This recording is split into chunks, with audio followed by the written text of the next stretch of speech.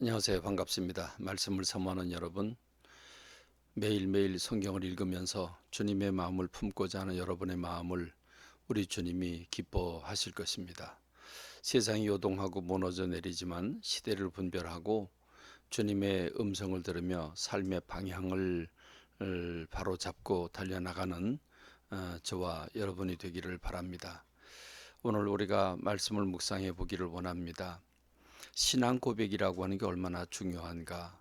신앙 고백을 하나님 앞에서 했을 때 죄와 죽음으로부터 구원을 얻게 되는 능력을 얻게 됩니다. 마음으로 믿어 의에 이르고 입술로 신하여 구원에 이른다고 하는 하나님의 말씀, 사도 바울의 그 가르침이 오늘 우리의 가슴에서 예수 그리스도, 오직 예수 그리스도 한 분만이 우리의 구원을 베풀어 주신다고 하는 사실을 믿고 주님 앞에 신앙을 주는 그리스도시요 살아계신 하나님의 아들이라고 고백한 사람들이 모인 공동체가 교회이고, 우리 모두 한 사람 한 사람이 교회가 됩니다.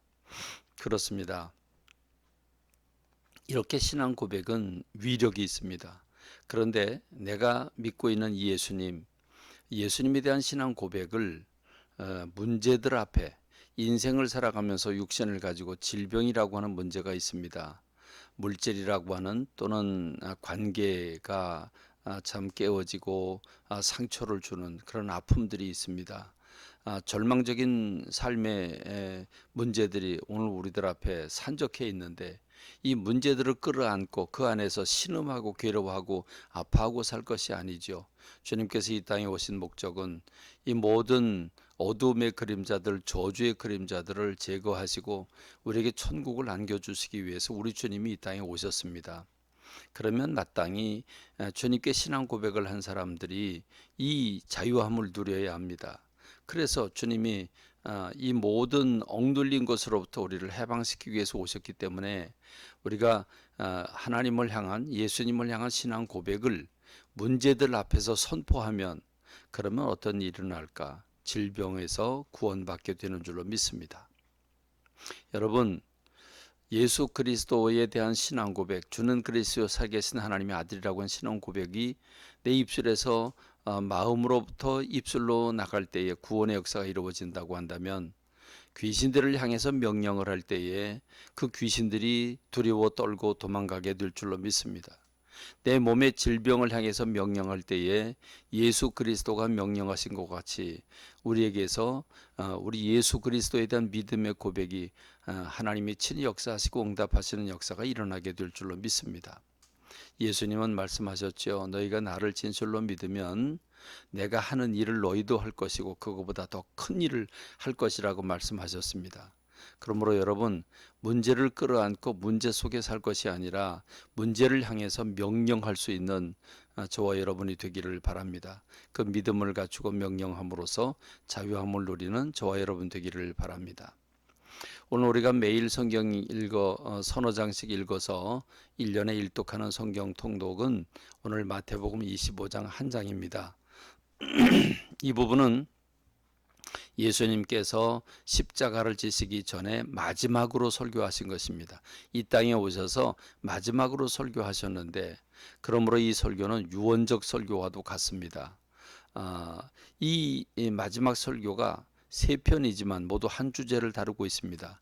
열 처녀의 비유, 달란트의 비유, 양과 염소의 비유는 모두가 다 주제가 같습니다. 천국에 관한 말씀입니다. 천국은 마치 이와 같다. 그러면서 주님은 이 땅에 재림하실 주님을 소개하고 있고, 나아가서 심판이 이루어진다는 걸 말씀하고 있습니다. 이 세 비유는 모두 공통점, 이 세, 천국과 예수 그리스도의 재림과 심판을 다루고 있다고 하는 사실입니다. 다시 말하면 주님의 종말이 언제 어떻게 이루어질까를 24장에서 말씀해 주셨다고 한다면, 25장에서 우리가 그 천국을 어떻게 준비해야 되는가, 주님의 재림을 어떻게 준비해야 되는가 하는 것을 보여주고 있는 겁니다. 열처녀의 비유는 한마디로 말하면 깨어서 건신하고 깨어서 준비를 해라, 준비하고 있는 사람이 맞이한다는 것입니다. 슬기로운 다섯 처녀는 등과 기름을 준비함으로써 신랑을 맞이하게 되지만, 어리석은 미련한 처녀들은 등은 준비했지만 기름을 준비하지 못해서 신랑을 맞이하지 못한다고 하는 말씀입니다. 달란트 비유도 매한가지입니다. 아, 그 주인이 먼 나라를 가게 되고 재능에 따라서 각각 달란트를 하나, 두 개, 다섯 개 맡겨주는데 오랜 세월 후에 돌아와서 결산을 하니 이 두 달란트 받은 사람과 다섯 달란트 받은 사람은 배를 남겨 가지고 와서 주인의 칭찬을 받습니다. 근데 한 달란트 받은 사람은 잃어버릴까 봐 땅속에 묻었다가 가지고 와서 책망받는데 뭐라고 말씀하십니까? 바깥 어두운 데 쫓겨나가서 슬피 울며 이를 갈미 있으리라 말씀하고 있습니다. 무섭죠. 그럼 양과 염소의 비유는 무엇입니까? 사람들, 모든 천하의 모든 이 땅에 태어났던 사람들을 다 심판을 받게, 백보자 앞에서 심판을 받게 되는데 양이나 염소로 분류된다는 것입니다. 염소로 분류된 사람들에겐 영원한 벌, 그리고 양으로 분류된 사람들에겐 영생에 들어가게 하는데, 그럼 이런 무엇 때문에 그렇게 됐는가? 지극히 작은 자 하나에게 주님이 병들었고 괴롭고 아파하고 낙심하고 좌절하고 감옥에 갇힐 때 찾아와 위로해 준 사람이라고 그랬습니다. 그게 누구였습니까? 지극히 작은 자 하나에게 베푼 사랑이 바로 예수님께 한 것이라고 주님이 말씀하고 계십니다. 이 말은 오늘 우리가 좀 정리를 해보면 열처녀의 비유를 통해서 예수님의 그 재림과 심판을 준비하고 있어야 된다.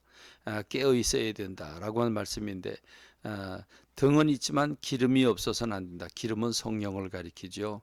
저와 여러분의 신앙생활이 성령님의 인도를 받는 신앙생활을 해야 된다. 성령님과 더불어 감동적인 신앙생활을 하면서 예수 그리스도를 맞이해야 된다는 것이고, 달란트의 비유는 그냥 기다리는 게 아니라 받은 바 은사와 사명을 감당하면서 기다려야 된다는 것이지요. 그렇습니다. 달란트를 받은 사람들은 모두 구원받은 사람들입니다. 구원받았지만 사명을 감당하지 못하면 지옥불에 던져진다고 하는 사실을 기억해야 할 것입니다. 양과 염소의 비유는 그러면 그 맡겨진 일을 어떻게 감당할 것인가? 지극히 작은 일이라 할지라도 최선을 다해 중심으로 사랑의 마음을 가지고 그 사랑을 실천해야 한다고 하는 것을 보여주고 있습니다. 세 비유는 동일합니다. 모두 예수 그리스도의 재림과 심판을 맞이하는 말씀을 주고 있습니다. 그렇습니다. 여러분, 이 말씀이 여러분에게 어떻게 들립니까? 이 말씀은 그냥 허공에 날리는 말씀이 아닙니다. 여러분에게 주는 경고이지만 또 한편으로는 위로와 소망을 주는 말씀입니다. 이 말씀을 듣고 깨달으면 그 깨닫는 것들을 함께 나누는 댓글을 좀 달아주시고, 그리고 다른 사람의 댓글에도 반응을 해주시는 여러분 되시길 바라고, 친구 추가를 하거나 구독을 누르시면 매일 7시에 아침에 여러분들에게 매일매일 주어지는 말씀이 전달되게 될 것입니다. 감사합니다. 말씀을 맺겠습니다.